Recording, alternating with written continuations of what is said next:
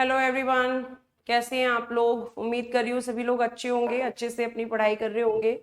सभी लोग एक बार लाइव आ जाएंगे ताकि हम सेशन को स्टार्ट कर सके। जल्दी से एक बार लाइव आ जाएंगे आप सभी लोग, फटाफट लाइव आ जाइए एक बार, ठीक है, ताकि हम स्टार्ट कर सके सेशन को। आप जैसा कि जानते हैं, आप सभी को सबसे पहले मेरी तरफ से गुड आफ्टरनून, नमस्ते, राधे राधे। आप सभी लोग लाइव आ जाइए। और देखिए, आपका सेशन, आपका जो चैप्टर चल रहा था वो चल रहा था आपका पंचायत और नगर पालिका।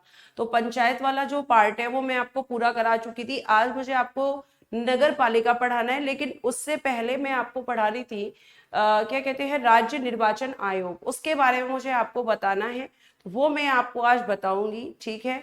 तो आप देखेंगे, सबसे पहले अगर हम बात करते हैं तो हम लिखेंगे, हेडिंग देंगे आप लोग राज्य निर्वाचन आयोग। बेटा आज कमेंट्स नहीं लूंगी मैं, तो कमेंट्स नहीं करेंगे आप लोग, पहले चीजों को समझेंगे, ठीक है। बहुत बच्चों का शिकायत आती है कि मैम कमेंट्स बहुत ज्यादा हो जाते हैं, इसलिए आज कमेंट्स नहीं लेंगे, नो कमेंट्स, ठीक है। आप लोग ज्यादा से ज्यादा चीजों को समझने की कोशिश कीजिएगा कि चीजें हैं क्या। राज्य निर्वाचन आयोग में बता रही थी, और मैंने बताया था कि ये राज्य निर्वाचन आयोग जब पंचायत के लिए काम करता है तो आर्टिकल 243 के में है। किस में है? आर्टिकल 243 के में राज्य निर्वाचन आयोग है। इस तरह की बातें मैंने आपको लास्ट क्लास में बताई थी। तो जब राज्य निर्वाचन आयोग की हम लोग बात कर रहे हैं, तो आपको मैंने बताया था कि इसमें राज्य निर्वाचन आयुक्त जो हो, राज्य निर्वाचन जो आयोग होता है, इसके कार्य में लास्ट क्लास में आपको बता चुकी थी कि इसका कार्य क्या होता है। मैंने बताया था इसका कार्य जो होता है वो क्या होता है। तो मैम आपने बताया था कि इसका कार्य होता है कि हमारी जो पंचायतें होती हैं उनका निर्वाचन कराना, निष्पक्ष चुनाव कराना, अवैध चुनावों को जो है रद्द करना, मतलब किसी इलेक्शन में अगर कभी करप्शन हो जाए, किसी इलेक्शन में अगर कभी भी भ्रष्टाचार हो जाए, तो उन चीजों को भी देखना, ठीक है। यह आपको मैंने लास्ट क्लास में बताया था, ठीक है। लास्ट क्लास में मैंने आपको बता दिया था। उसके बाद फिर मैं बता रही थी कि इसमें एक निर्वाचन आयुक्त होते हैं। मैंने क्या बताया था कि इसमें एक निर्वाचन आयुक्त होते हैं, एक निर्वाचन आयुक्त, ये मैंने बताया था। यानी कि एक इलेक्शन कमिश्नर होते हैं, वन इलेक्शन कमिश्नर, ठीक है। क्या लिखेंगे? One election commissioner. ये मैंने आपको प्यारे बच्चों कल की, मतलब जो प्रीवियस आपकी जो क्लास है, जो आपकी फ्राइडे को हुई थी, उसमें मैंने आपको बताया था कि एक निर्वाचन आयुक्त होते हैं, ठीक है। एक मिनट रुकेंगे।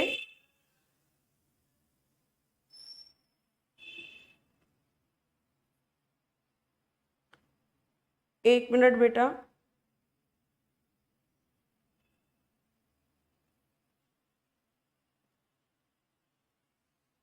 ठीक है, तो ये आपको ध्यान रखना है कि आपको ये चीज पता होनी चाहिए कि आपके क्या है कि एक निर्वाचन आयुक्त होते हैं। और इन निर्वाचन आयुक्त की मैं लास्ट क्लास में बता रही थी कि ये जो निर्वाचन आयुक्त होते हैं, इनकी जो नियुक्ति की जाती है वो मैंने आपको बताया था कि राज्यपाल करते हैं। कौन करता है? गवर्नर इनकी नियुक्ति करते हैं। लास्ट क्लास में यहाँ तक चीजें मैंने आपको बताई थी। अब ये जो राज्य निर्वाचन आयुक्त तो होता है, या जो एक इलेक्शन कमिश्नर होता है, इनकी नियुक्ति राज्यपाल करते हैं, ठीक है। इनकी नियुक्ति राज्यपाल करते हैं।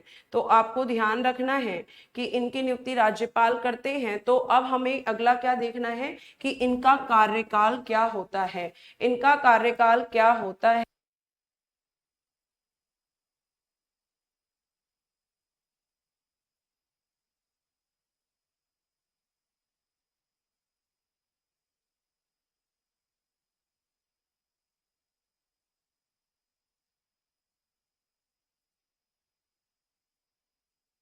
ध्यान रखना है कि अब हम क्या देखेंगे, इनका कार्यकाल। इनका क्या देखना है हमें? कार्यकाल हमें देखना होगा कि कार्यकाल क्या होता है, इनका टेन्योर क्या होता है। तो आपको ध्यान रखना है कि 6 इयर्स, 6 वर्ष, या 6 वर्ष या 62 वर्ष की आयु जो भी पहले हो, 6 वर्ष या 62 वर्ष की आयु। यानी आप लिखेंगे यहाँ पे हिंदी में लिख लेंगे 6 वर्ष, और यहाँ लिख लेंगे एज ऑफ 62 ईयर्स, ठीक है। 62 ईयर्स, 6 वर्ष और 62 वर्ष की आयु।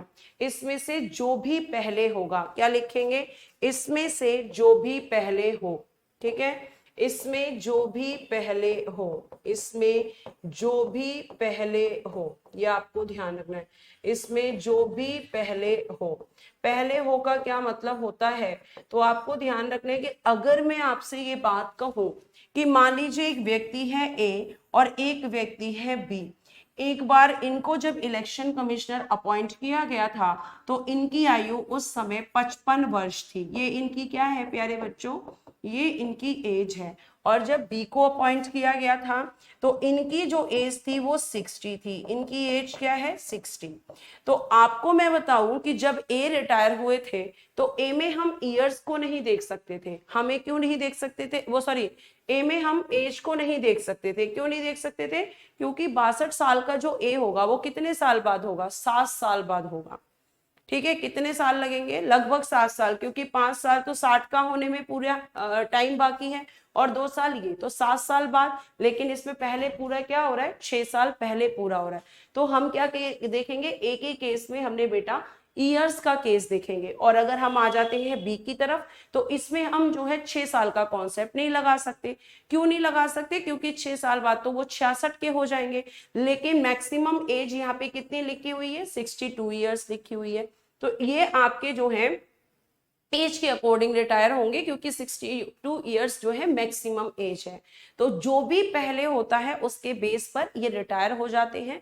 ये बात आपको हमेशा ध्यान रखनी है कि कहाँ पे हम देख रहे हैं। तो ये चीज मैंने आपको बताई, ये सिर्फ समझाने के लिए था, इसकी अब कोई भी जरूरत नहीं है।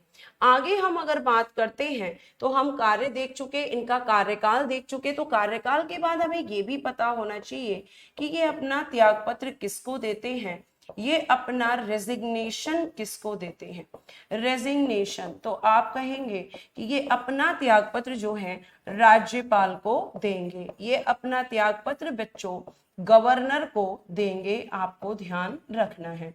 राज्यपाल को ये अपना जो है त्यागपत्र देते हैं। अब ये तो हो गई बात की भाई ये अपनी मर्जी से पोस्ट छोड़ सकते हैं, लेकिन क्या ये कभी अपनी मर्जी से, अगर मैं आपसे बात करूं कि क्या ये कभी इनको हम अपनी मर्जी, मतलब हम का मतलब है कि क्या सरकार इन्हें हटा सकती है, या इन्हें हटाने का काम कौन करता है? क्या आपके जो है न्यायाधीश हटाते हैं, गवर्नर हटाते हैं, स्टेट गवर्नमेंट हटाती है, सेंट्रल गवर्नमेंट हटाती है, कौन हटाता है? अब बहुत सारे बच्चे सोचेंगे कि स्टेट में काम कर रहे हैं तो शायद स्टेट गवर्नमेंट ही इनको हटाती होगी, लेकिन ऐसा नहीं है। मैं आपको ये बता दूं कि इनको जो हटाया जाता है, अगर मैं बात करूं हटाने की प्रक्रिया, क्या लिखेंगे, हटाने की प्रक्रिया, हटाने की प्रक्रिया, प्रोसीजर ऑफ रिमूवेबल, क्या लिखेंगे, प्रोसीजर ऑफ रिमूवेबल, ठीक है, प्रोसीजर ऑफ रिमूवेबल, हटाने की जो प्रक्रिया होती है इनको, वो क्या होती है? तो आपको मैं बता दूं कि इन्हें संसद के द्वारा हटाया जाता है। जैसे संसद उच्च न्यायालय के मुख्य न्यायाधीशों को हटाती है, उसी तरह से इन्हें हटाया जाता है। तो अभी हम केवल इतना ही लिख के छोड़ेंगे, क्योंकि जब मैं आपको हाईकोर्ट पढ़ाऊंगी, जब मैं आपको उच्च न्यायालय पढ़ाऊंगी, तो उसमें मैं आपको जजेस को हटाने की प्रक्रिया बताऊंगी। वो प्रक्रिया कई जगह पर काम करेगी। तो अभी हम केवल इतना लिख के छोड़ देंगे कि जैसे उच्च न्यायालय के मुख्य न्यायाधीशों को संसद के द्वारा हटाया, सॉरी, उच्च न्यायालय के न्यायाधीशों को संसद के द्वारा हटाया जाता है, उसी प्रक्रिया से संसद इन्हें भी हटाती है। ठीक है, ये हम देखेंगे यहाँ पर। तो आप लिखना हटाने की प्रक्रिया। हटाने की प्रक्रिया में जब आप देखेंगे तो आपको क्या लिखना है, लिखिएगा, जिस प्रक्रिया से उच्च न्यायालय के न्यायाधीशों को, जिस प्रक्रिया से उच्च न्यायालय के न्यायाधीशों को, उच्च न्यायालय के न्यायाधीशों को, उच्च न्यायालय के न्यायाधीशों को हटाया जाता है, उच्च न्यायालय के न्यायाधीशों को हटाया जाता है, ठीक है, हटाया जाता है। उसी प्रक्रिया से, उसी प्रक्रिया से, उसी प्रक्रिया से संसद द्वारा, उसी प्रक्रिया से संसद द्वारा इन्हें भी इनके पद से, द्वारा इन्हें भी इनके पद से हटाया जाता है। इन्हें भी इनके पद से हटाया जाता है। तो ये बात आपको ध्यान रखनी है, ये चीजें आपको ध्यान रखनी है। ठीक है, हटाया जाता है। ठीक, अभी हम केवल इतना लिखेंगे, फिर जब मैं आपको हाई कोर्ट पढ़ाऊंगी तो वहां पे मैं प्रोसीजर बता दूंगी, वो प्रोसीजर आप यहाँ पे कॉपी पेस्ट कर देंगे। तो ये इनको हटाने की प्रक्रिया होती है। इनका कार्यकाल बताया, इनका त्याग पत्र बताया, इलेक्शन कमिश्नर जो है क्या कार्य करते हैं, ये मैंने आपको सारी चीजें बता दी। अब जो मैंने आपको यहाँ बताया है वही सेम चीजें नगर पालिका में भी होंगी। अंतर केवल किसका होगा? आर्टिकल का। केवल और केवल एक मात्र अंतर होगा आर्टिकल का। तो मैं यहीं पे हेडिंग डाल के देख देती हूं कि जब, ध्यान से सुनना, जब राज्य निर्वाचन आयोग, जब राज्य निर्वाचन आयोग, जब राज्य निर्वाचन आयोग नगर पालिकाओं के लिए कार्य करते हैं, नगर पालिका के लिए कार्य करता है, नगर पालिका के लिए कार्य करता है, नगर पालिका के लिए कार्य करता है, कार्य करता है, कार्य करता है, तो नगर पालिका के लिए भी यही सब काम करेगा कि नगर पालिका के चुनाव कराना। बेटा जहां आपने पंचायत लिखा है वहां केवल नगर पालिका लिख देना, उसके अलावा कोई परिवर्तन इसमें नहीं होगा। तो जब राज्य निर्वाचन आयोग नगर पालिका के लिए कार्य करता है तो कौन सा आर्टिकल आ जाता है? तो आपको ध्यान रखना है, करता है तो आर्टिकल, आर्टिकल 243 का ZA, आर्टिकल 243 का ZA के तहत करता है, के तहत करता है। ठीक है, के तहत करता है, ये आपको ध्यान रखना है। ये कौन सा आर्टिकल है? आर्टिकल 243 का ZA। तो केवल आपको क्या करना है, जहां मैम पंचायत लिखा है वहां केवल नगर पालिका को लिख देना है। उसके बाद हमारा ये जो आपका कार्य है ये दोनों के लिए करना शुरू कर देगा। उसके बाद दोनों के लिए जो कॉमन होता है बच्चा, वो होता है आपका राज्य वित्त आयोग। क्या लिखेंगे? राज्य वित्त आयोग, स्टेट फाइनेंस कमीशन। राज्य वित्त आयोग जो कि है state finance commission, state finance commission, राज्य वित्त आयोग, स्टेट फाइनेंस कमीशन, आर्टिकल 243 का आई।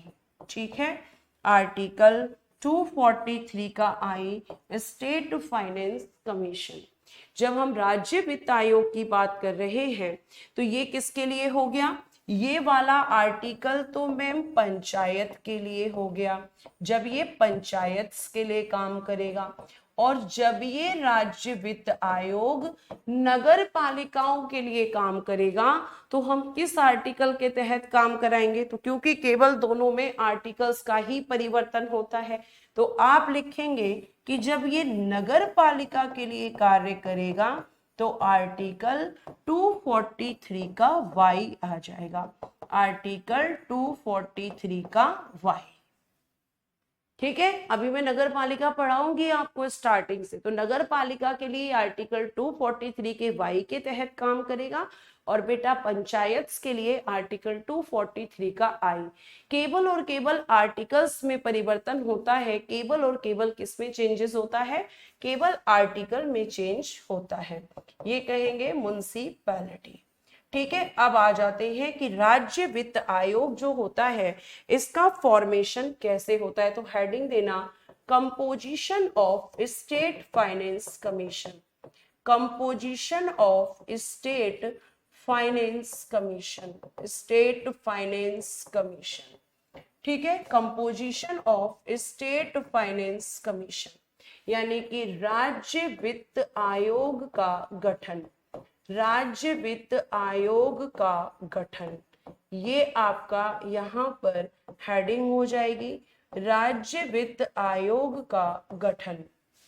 ठीक है, राज्य वित्त आयोग का गठन, जब हम इसकी बात कर रहे हैं राज्य वित्त आयोग का गठन, तो आप कहेंगे कि आपको ध्यान रखना है पहला पॉइंट, राज्य वित्त आयोग में, राज्य वित्त आयोग ऐसे लिखना, राज्य वित्त आयोग का गठन प्रत्येक 5 वर्ष पर, राज्य वित्त आयोग का गठन प्रत्येक प्रत्येक 5 वर्ष पर, प्रत्येक 5 वर्ष पर, प्रत्येक 5 वर्ष पर राज्यपाल द्वारा किया जाता है, राज्यपाल द्वारा किया जाता है, ठीक है, किया जाता है, ठीक। Formed state finance commission every 5 year by the governor, formed of state finance commission, formed of state finance commission,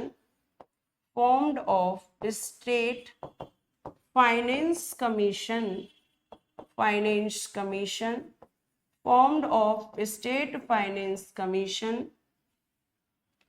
every 5 years, every 5 years by the governor, by the governor, तो ये आपके राज्यपाल करते हैं। अब हमारा अगला क्वेश्चन कि भाई ये जो वित्त आयोग होता है, ये राज्य वित्त आयोग, अगर हम बात करें तो राज्य वित्त आयोग में कौन होता है, तो आप कहेंगे कि इसमें एक अध्यक्ष होते हैं, इसमें एक चेयरमैन होते हैं, एक चेयरमैन होते हैं, ठीक, अध्यक्ष होते हैं, और आपको मैं ये बता दूं कि इसके साथ में अदर मेंबर्स होते हैं, अदर मेंबर्स यानी कि अन्य सदस्य, अन्य सदस्य, ठीक है, अन्य सदस्य। और आप देखिएगा यहाँ पर कि इन सभी की नियुक्ति, इन सभी की नियुक्ति, इन सभी की नियुक्ति, इन सभी की नियुक्ति राज्यपाल करते हैं, इन सभी की नियुक्ति राज्यपाल करते हैं, ठीक है, राज्यपाल करते हैं, इन सभी की नियुक्ति राज्यपाल करते हैं, ठीक। यानी कि जितने भी मेंबर्स होंगे, अब आप मुझसे पूछेंगे कि मैम स्टेट फाइनेंस कमीशन में मैक्सिमम कितने मेंबर्स होते हैं, तो बेटा मैक्सिमम बता नहीं सकते, क्योंकि हर राज्य का जो वित्त आयोग होता है, जो स्टेट फाइनेंस कमीशन होता है, वो अलग होता है। तो हर एक राज्य अपने यहाँ पे काम के अकॉर्डिंग उनको जो है अपॉइंट करता है। लेकिन जब मैं आपको जो है फाइनेंस कमीशन, अगर मैं सेंटर वाले की बात करूं तो उसमें फिक्स होते हैं, उसमें सदस्य कितने होते हैं, उसमें 5 सदस्य होते हैं, उसमें 5 सदस्य होते हैं, इस बात को ध्यान रखना, ठीक है। उसके बाद जब हम आगे की तरफ चलते हैं तो आपको एक और चीज ध्यान रखनी है कि अगला क्वेश्चन, वैसे तो आप कॉमन सेंस भी लगा सकते हैं कि इनका कार्यकाल कितना होगा, इनका टेन्योर कितना होगा, तो आप कहेंगे कि इनका टेन्योर, इनका कार्यकाल, जाहिर सी बात है प्रत्येक 5 वर्ष पर बन रहा है, तो 5 इयर्स इनका टेन्योर होगा। फिर अगला क्वेश्चन कि भाई इनका त्यागपत्र ये किसको देते हैं, तो त्यागपत्र ये राज्यपाल को ही देंगे, गवर्नर को ही देंगे। अब बात आती है कि जो स्टेट फाइनेंस कमीशन है, जो राज्य वित्त आयोग है, इसका गठन क्यों किया जाता है, मतलब इसका क्या कार्य होता है, जो ये पंचायत और नगर पालिकाओं दोनों के लिए बनाया जाता है। तो इसका कार्य लिखेंगे, नेक्स्ट स्लाइड ऐड कर लेंगे, कार्य यानी कि फंक्शंस। तो जब हम फंक्शंस की बात करते हैं, जब हम कार्यों की बात करते हैं, तो आपको ध्यान रखना है कि पहला कार्य क्या होता है, ध्यान से सुनिएगा, राज्य सरकार को, राज्य सरकार को, राज्य सरकार को आय, राज्य सरकार को कर यानी कि टैक्स, राज्य सरकार को कर से होने वाली, कर से होने वाली, ठीक है, राज्य सरकार को कर से होने वाली, कर से होने वाली आय में, आय में से, आय मतलब इनकम, इनकम, आय में से कितना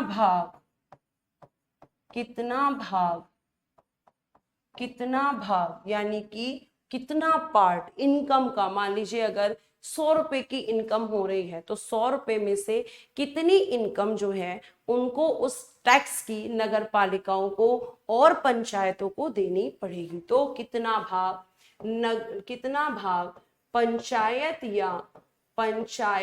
या क्योंकि दोनों के लिए करता है तो या पंचायत या नगर पालिका को देना होगा, पंचायत या नगर पालिका को देना होगा, इसका निर्धारण करता है, देना होगा, इसका निर्धारण करता है, इसका निर्धारण करता है। ध्यान से सुनना, इसका निर्धारण करता है। ठीक है, आगे चलते हैं। फिर दूसरी बात, दूसरा लिखेगा, राज्य की संचित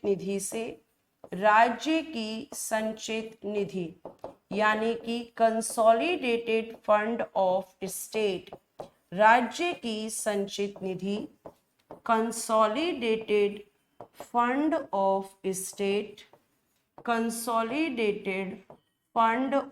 स्टेट, राज्य की संचित निधि से कितना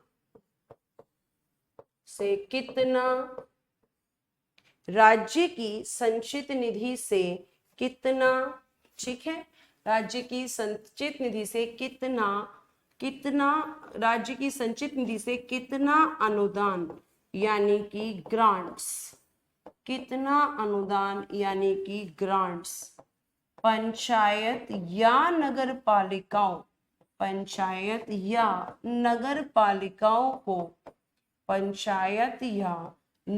पालिकाओं को दिया जाएगा, इसका निर्धारण करता है, दिया जाएगा, इसका निर्धारण करता है, इसका निर्धारण करता है। निर्धारण को इंग्लिश में कहते हैं डिटरमाइन, ठीक है, डिटरमाइन, इसका निर्धारण करता है, इसका निर्धारण करता है। ये बात आपको ध्यान रखनी है। कौन करेगा? तो मैम क्या कहते हैं, स्टेट फाइनेंस कमीशन, ये दोनों के लिए काम करता है। एक बार मैं अगेन समझा देती हूँ कि इसका कार्य क्या होता है। पहला कार्य होता है कि राज्य सरकार टैक्स लगाती है। आपको पता ही है कि सरकारें आपके ऊपर तरह तरह के टैक्स लगाती हैं। तो राज्य सरकार को उस टैक्स से जो इनकम होती है, उस इनकम पे से कितना पार्ट आपकी नगर पालिकाओं और पंचायतों को दिया जाएगा, इस चीज का निर्धारण करता है।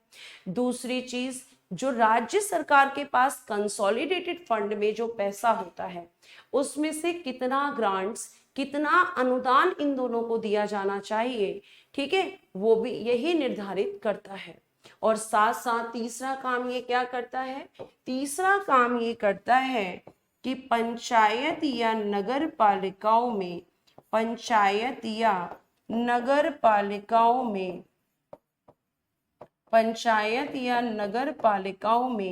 वित्तीय सुधारों की सिफारिश करता है। वित्तीय सुधारों यानी कि फाइनेंशियल रिफॉर्म्स, वित्तीय सुधारों यानी कि फाइनेंशियल रिफॉर्म्स, वित्तीय सुधारों की सिफारिश करता है।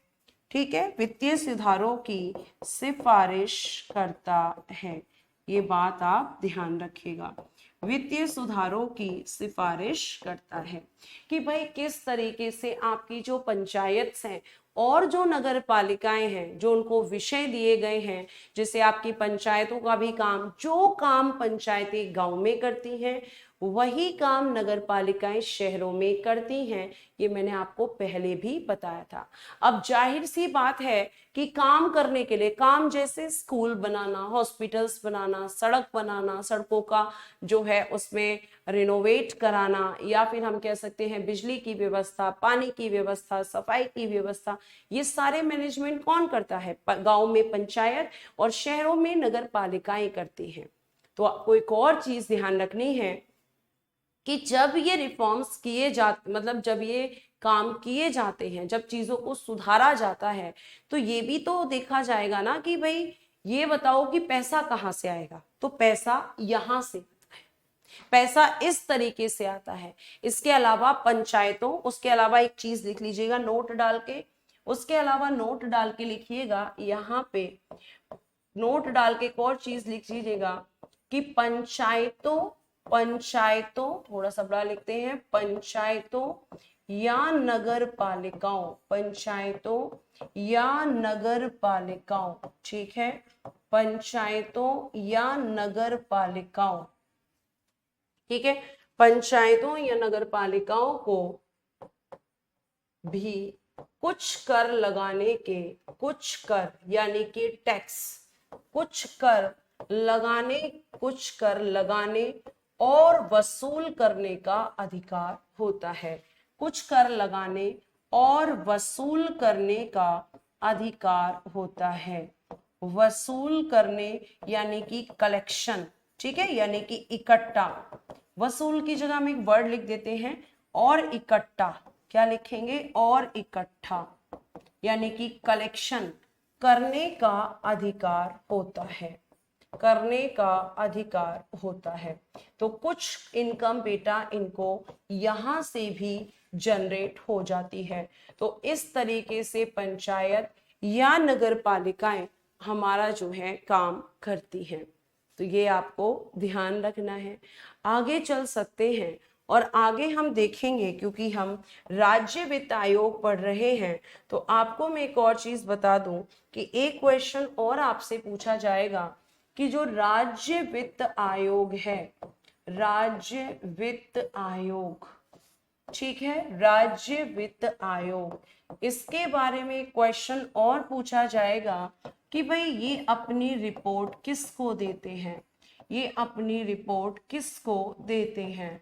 तो आप कह देंगे कि ये अपनी रिपोर्ट जो है राज्यपाल को देते हैं, रिपोर्ट राज्यपाल को देते हैं, देते हैं, और राज्यपाल देते हैं, और राज्यपाल, और राज्यपाल, और राज्यपाल इनकी रिपोर्ट को, और राज्यपाल इनकी रिपोर्ट को, और राज्यपाल इनकी रिपोर्ट, इनकी रिपोर्ट विधानमंडल, विधानमंडल यानी कि लेजिस्लेचर, विधानमंडल यानी कि लेजिस्लेचर, विधानमंडल के समक्ष रखवाते हैं, के समक्ष रखवाते हैं। बस इतना आपको पढ़ना था। ये दोनों चीजें इसमें एकदम कॉमन होती है, केवल और केवल मात्र एक अंतर होता है प्यारे बच्चों, और वो है आर्टिकल का, ठीक है, वो है सिर्फ आर्टिकल का। जब ये, जैसा मैंने बताया, जब ये पंचायत के लिए काम करेगा तो कौन सा आर्टिकल लगा देंगे हम, तो हम लगा देंगे आर्टिकल 243 का आई, और जब ये नगर पालिका के लिए काम करेगा तो हम लगा देंगे आर्टिकल 243 का वाई।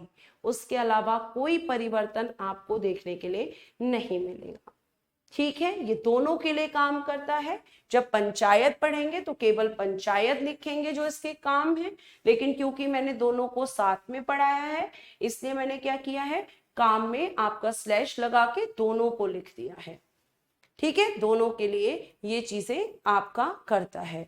रिपोर्ट किसको दे रहा है, तो आपको बता चुकी हूँ, गवर्नर को, और गवर्नर इसकी रिपोर्ट को विधानमंडल के पास लेकर जाते हैं, और उसका रीजन ये है कि इसलिए लेकर जाते हैं कि भाई आपका जो ये रिपोर्ट सबमिट की जा रही है विधानमंडल को, वो क्यों मैम, ताकि इन्होंने जो भी सिफारिशें दी हैं, ध्यान रखिएगा, कोई भी कमीशन हो या कोई भी कमेटी, वो केवल सिफारिशें देते हैं, वो केवल और केवल अपनी सिफारिशें, रिकमेंडेशंस देते हैं, फाइनल डिसीजन गवर्नमेंट का ही होता है।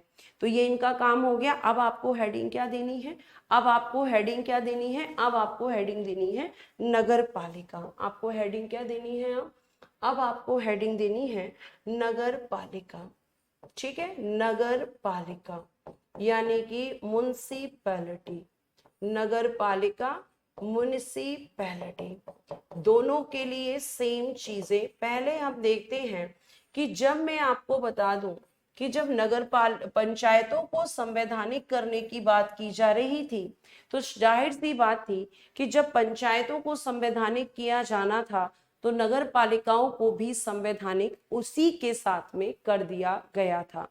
अब जैसा कि मैंने आपको बताया था कि पंचायतों को संवैधानिक करने के लिए, अगर हम पंचायतों की बात कर रहे हैं तो पंचायतों को जो संवैधानिक किया गया वो किसने किया? पीवी नरसिंह राव ने। लेकिन अगर हम बात करें कि पहला प्रयास किसने किया था, तो मैं आपको बता चुकी हूं, पहला प्रयास राजीव गांधी ने किया था। तो बेटा नगर पालिकाओं के लिए भी जब हम संवैधानिक दर्जे की बात करेंगे, नगर पालिकाओं के लिए भी जब आप संवैधानिक दर्जा देखोगे, यानी कि कॉन्स्टिट्यूशनल स्टेटस, संवैधानिक दर्जा, यानी हम कह सकते हैं कि इनको जो कॉन्स्टिट्यूशनल स्टेटस दिया गया, कॉन्स्टिट्यूशनल स्टेटस, संवैधानिक दर्जा। तो आपको मैं ये बता दूं कि जो कॉन्स्टिट्यूशनल स्टेटस है, जब इसको देने की बात की जाती है तो कॉन्स्टिट्यूशनल स्टेटस में हम लिखेंगे प्रथम प्रयास। क्या लिखेंगे? प्रथम प्रयास किसने किया? प्रथम प्रयास, फर्स्ट एफर्ट, प्रथम प्रयास, फर्स्ट एफर्ट। तो आप लिखेंगे first effort by PM, first effort by PM Rajiv Gandhi, PM Rajiv Gandhi. तो लिखेंगे प्रथम प्रयास प्रधानमंत्री राजीव गांधी द्वारा किया गया, प्रथम प्रयास प्रधानमंत्री राजीव गांधी द्वारा किया गया, राजीव गांधी द्वारा, ठीक है, राजीव गांधी द्वारा किया गया, यह आपको ध्यान रखना है। प्रथम प्रयास जो है राजीव गांधी द्वारा किया गया, ठीक है। उसके बाद अब हम देखेंगे कि इसके लिए राजीव गांधी ने क्या किया।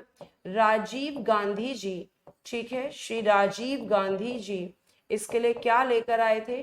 तो राजीव गांधी जी इसके लिए 65वां संविधान संशोधन विधेयक, 65वां संविधान संशोधन विधेयक, 65वां संविधान संशोधन विधेयक लेकर आए थे। कब?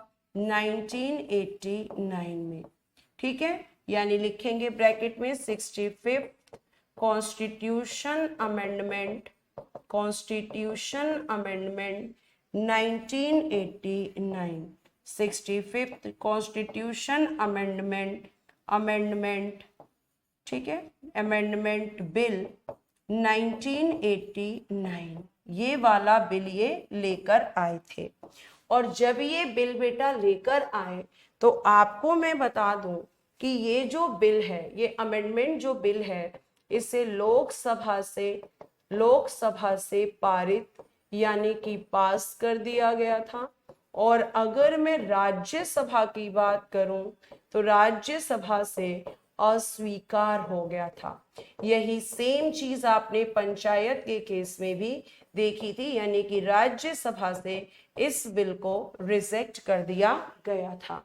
और मैं आपको हमेशा बताती आई हूं, मैं आपको हमेशा इस चीज को बताती आई हूं कि आपको अगर मैं ये बताऊं कि आपका जो अगर कोई भी कॉन्स्टिट्यूशन अमेंडमेंट बिल है तो वो बिल बेटा कभी भी अगर उसमें संशोधन होगा तो वो लोकसभा और राज्यसभा दोनों से पास होना कंपलसरी होता है, वरना संविधान में संशोधन नहीं होगा।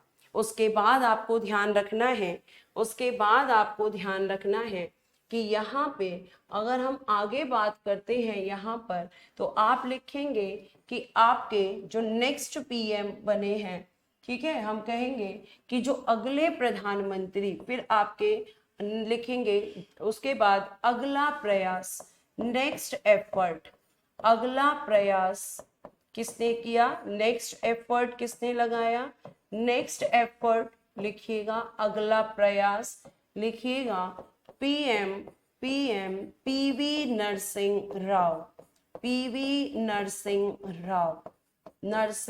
राव। और इन्होंने क्या किया, पीएम नरसिंह राव जो हैं ये लेकर आए 74वां, ठीक है, 74वां संविधान संशोधन विधेयक, 74वां संविधान संशोधन विधेयक 1992 लिखिएगा 74th कॉन्स्टिट्यूशन अमेंडमेंट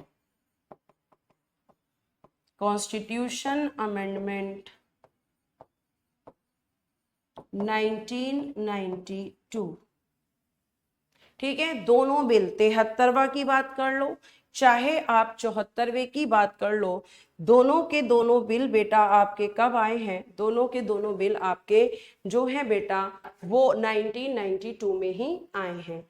अब ये बिल आपका, ये वाला जो बिल है, पहले ये लोकसभा से और फिर ये राज्यसभा से, लोकसभा की बात करें तो 22 दिसंबर 1992, ठीक है, और राज्यसभा की बात करें तो 23 दिसंबर 1992 को यहाँ से पारित हो गया, ध्यान रखिएगा, को यहाँ से पारित हो गया, ठीक है, यहाँ से पारित हो गया।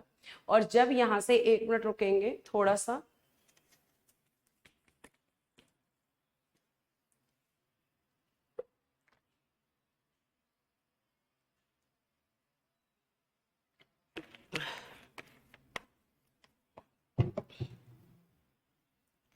पारित हो गया यानी कि पास हो गया। और बेटा जब यहां से पास हुआ, जब यहां से पारित हो गया, तो यहां से पारित होने के बाद फिर किसके पास जाएगा, प्रेसिडेंट के पास, आपको पता ही है। और प्रेसिडेंट ने बेटा इस पर सिग्नेचर कर दिए, इस पर सिग्नेचर किए, हस्ताक्षर किए। लेकिन अब अगला प्रश्न कि कब किए, तो आप लिखेंगे 20 अप्रैल 1993, 20 अप्रैल 1993 को इन्होंने सिग्नेचर कर दिए। 20 अप्रैल 1993 को राष्ट्रपति ने हस्ताक्षर कर दिए थे। और जब इन्होंने सिग्नेचर किए तो आप अच्छे से जानते हैं। अच्छा, एक चीज और कि कौन से ऐसे राष्ट्रपति थे जिन्होंने दोनों बिल को साइन किया था, 73वां भी और 74वां भी। तो राष्ट्रपति जी का भी नाम लिख देती हूँ, मुझे लगता है डॉक्टर शंकर दयाल शर्मा, डॉक्टर शंकर दयाल शर्मा। ये बेटा उस समय आपके देश के राष्ट्रपति थे जिन्होंने आपकी पंचायत और नगर पालिकाओं दोनों को कानूनी दर्जा देने के लिए, या हम कह सकते हैं सॉरी संवैधानिक दर्जा देने के लिए, इसे एक कानून के रूप में बनाने के लिए, ठीक है, 1 मिनट, ठीक है, इसे कानून के रूप में, 1 मिनट,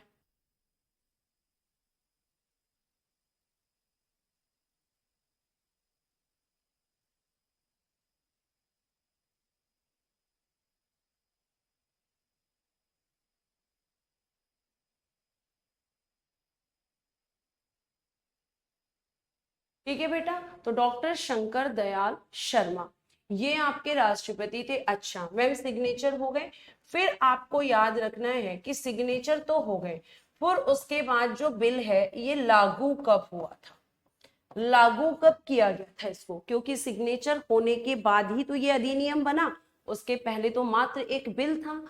तो ये अब लागू कब हुआ, एग्जीक्यूट कब हुआ, जैसे पंचायत आपकी 24 अप्रैल 1993 को लागू हुई थी, तो क्या पंचायतें और नगर पालिकाएं एक साथ ही लागू हुई थी, क्या एक साथ ही ये अधिनियम बने थे या नहीं, इस तरह के प्रश्न हमारे दिमाग में आते हैं।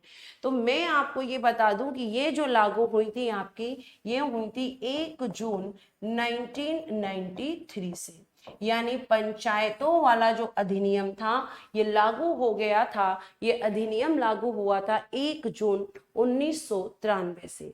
यानी कि अब पंचायतों के साथ साथ, सॉरी नगर पालिका, I am really sorry, panchayat निकल गया है मुंह से। पंचायतों वाला अधिनियम लागू हो गया था 24 अप्रैल 1993 से, और ये वाला जो अधिनियम है ये लागू हो गया है बेटा 1 जून से। कब से? 1 जून से, जो कि 1993, जिसका क्या है, नगर पालिकाओं के लिए। तो यानी कहने का मतलब ये है कि अब आपकी नगर पालिकाएं भी संवैधानिक बन चुकी हैं। तो जब संवैधानिक बन गई हैं तो मैम फिर उसके बाद में इनके लिए पार्ट भी होगा। तो भाई अगर मैं अब नगर पालिकाओं की अब बात करती हूँ तो आपकी जो नगर पालिका है, आपकी जो म्युनिसिपैलिटी है, जब इनको संवैधानिक दर्जा मिला तो ये कॉन्स्टिट्यूशन के किस पार्ट में थी? तो आप लिखेंगे कि पार्ट 9 यानी कि भाग 9 के ए में है, भाग 9 के ए में। क्योंकि ये आपकी भाग 9 के ए क्यों लिखेंगे? इसलिए लिखेंगे क्योंकि कैपिटल ए, क्योंकि भाई संशोधन के द्वारा इनको संविधान में जोड़ा गया है। फिर अगला क्वेश्चन जो हमारे दिमाग में आता है वो ये आता है कि भाई किस आर्टिकल से लेकर किस आर्टिकल तक इनका प्रावधान है। तो अब क्या लिखेंगे? अब लिखेंगे हम आर्टिकल। तो आर्टिकल लिखिएगा 243 के पी से 243 का जेड ए, किसके लिए है? नगर पालिकाओं के लिए है। आर्टिकल 243 के पी से लेकर 243 के जेड ए तक क्या है हमारा? तो आप कहेंगे कि मैम यहाँ हमारी नगर पालिकाएं हैं। फिर हम देखेंगे कि ये किस शेड्यूल में है, किस शेड्यूल में है, कौन सी अनुसूची है इसके लिए। तो इसके लिए जो अनुसूची है, ध्यान रखिएगा, वो है बेटा 12वीं अनुसूची। और देखिएगा इस अनुसूची में नगर पालिकाओं के लिए, इस अनुसूची में नगर पालिकाओं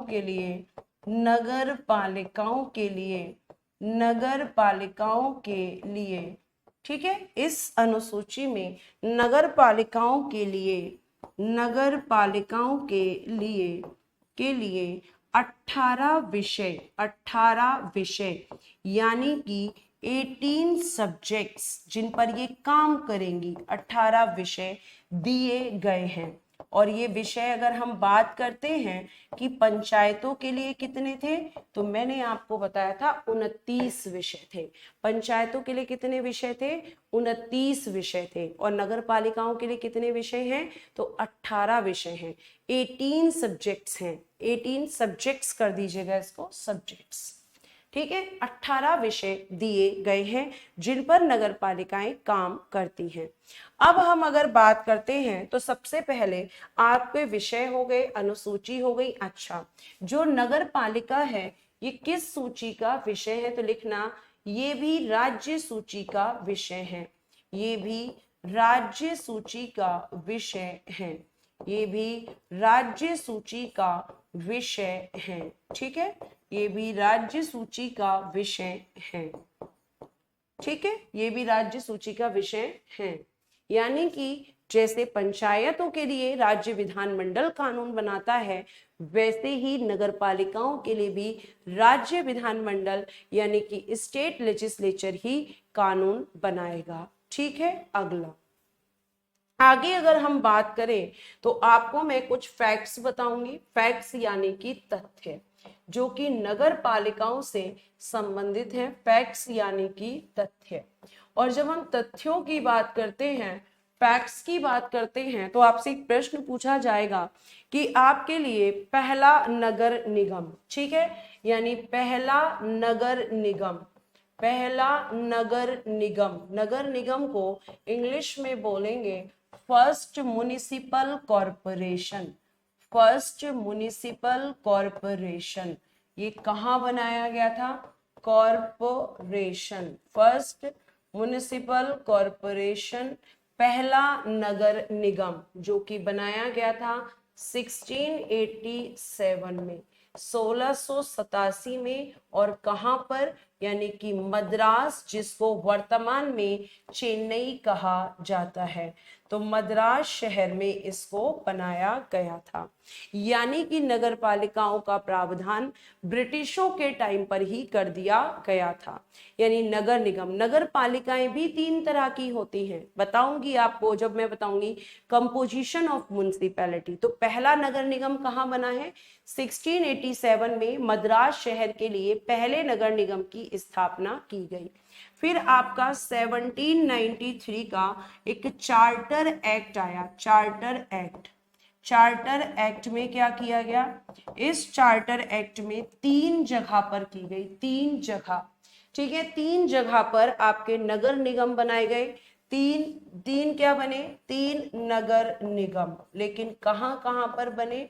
तो आप लिखेंगे कि भाई आपका अब 3 जगह, पहले सिर्फ 1 जगह था, तो अब आपका ये बंबई में भी बन चुका है, मद्रास में भी बन चुका है, ठीक है। बंबई में था, मद्रास में था और एक जगह और थी। 3 नगर निगम थे, बंबई, मद्रास और बेटा हाँ एक आपका, और ये तीनों आपका इनमें की गई कलकत्ता। ऐसे लिख लो चाहे, कलकत्ता, बंबई और मद्रास, कलकत्ता, बंबई और मद्रास। यानी कि 1793 के एक्ट में, चार्टर एक्ट में इन 3 जगह पर नगर निगमों की स्थापना की गई थी। ये फैक्ट्स हैं, तथ्य हैं।